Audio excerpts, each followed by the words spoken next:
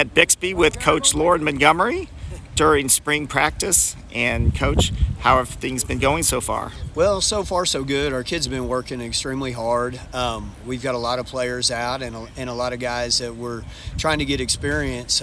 We've divided our guys up on the roster to create the best competition and have some young guys emerging, maybe some guys that we didn't know about or that are really coming along, and then our veterans. We're really pleased with the way that they're working.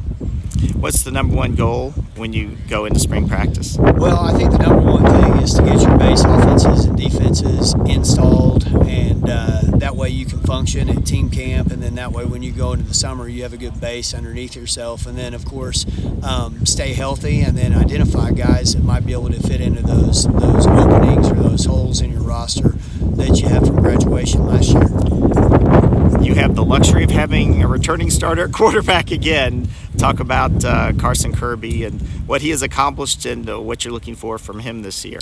Well, just good leadership and to run our offense. It probably sounds like the same thing the last couple of years as he's been our quarterback, but every year that goes by we're able to put a little bit more on his plate, but nothing really changes as far as protect the football and operate our offense and make sure that everyone is on the same page on that side of the ball.